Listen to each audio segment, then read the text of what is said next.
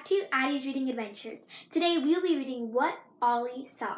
Let's begin.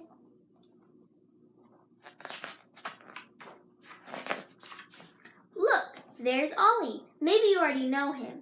No? In that case, we'll introduce him. So this is Ollie. He has a father and a mother, and a sister he sometimes wishes he didn't have.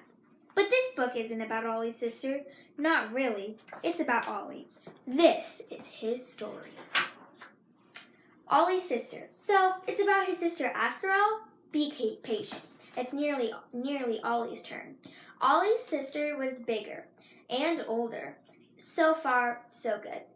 Except she grizzled a lot, and she always thought she knew best. Ollie kept quiet then. Ollie and his family often went out and about, on excursions, visiting, little trips, here and there. Happy family time, Ollie's mom called it, sharing adventures, Ollie's dad added. Ollie's sister usually grizzled, if only I could have an ice cream. Ollie wouldn't have minded just once in a while adventuring by himself. Without his sister, without grizzling, without sisterly grizzles. But his mom might not have thought it was a happy family time if he said that. So Ollie kept quiet and looked for a spot by the window. As the train went through the countryside, Ollie's sister began to yawn. Cows, she said, how dull. Then Ollie looked at his sister who always knew better. Ollie couldn't understand how a sister like that could be so wrong. Cows, he thought? Cows? Those were water buffalo. Snorting water buffalo with sharp horns and hooves. Ollie chuckled to himself. Hooves that could squash any sister, no matter how big she is. When they visited Grandma, Ollie's mom would take the car. Grandma lived in a village. No train stopped there, not even a bus. They usually went on a day when other people were driving. The nose-to-tail traffic moved so slowly, and Ollie's sister began to grizzle. Cars, she said, are such a dumb idea. Ollie looked at his sister who always knew better. He shook his head in disbelief. You might be older, he thought, and bigger, but you don't see clearly. Of course they weren't just ordinary cars. Of course not. They were part of a parade, a circus parade with acrobats in red jackets. And a sea lion that was able to do more with its nose than his sister ever could, even if she tried. On Sundays, they went sailing. Then Ollie's father stood at the helm. Oink, snortle, grunt. His father sang, fair wind, fair weather. The waves splashed, the sun shimmered, but Ollie's sister began to sigh. So boring, she said. Such a slow-poke boat. Ollie looked at his sister who always knew better. Actually, thought Ollie, I've got a very silly sister.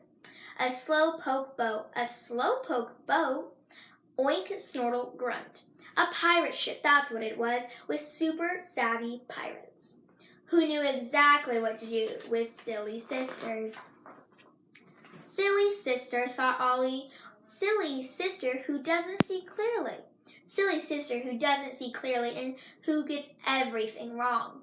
You're the one that doesn't see right, Ollie. You need glasses, Ollie's sister would say. Well, there was one thing Ollie knew for sure.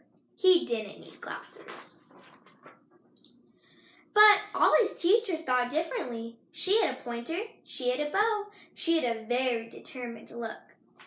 And she thought she was always right. She looked a bit like Ollie's sister. Ollie sat in the front row next to Bee, who sat behind Gus, Bee, Ollie.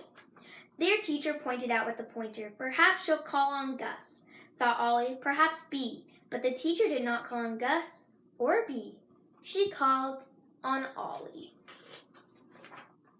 Ollie stood up. He went to the board. Hold on, said the teacher. Not so close. Ollie stopped. He tilted his head left, right, and left again. Well, said the teacher. She tapped with her pointer. Ollie said, bird with a long, big pointy beak, and then a whole lot more. Someone laughed. That someone was Gus. Someone else laughed. That someone else was Bee. Then someone sighed. That someone was a teacher. Her ears quivered from it.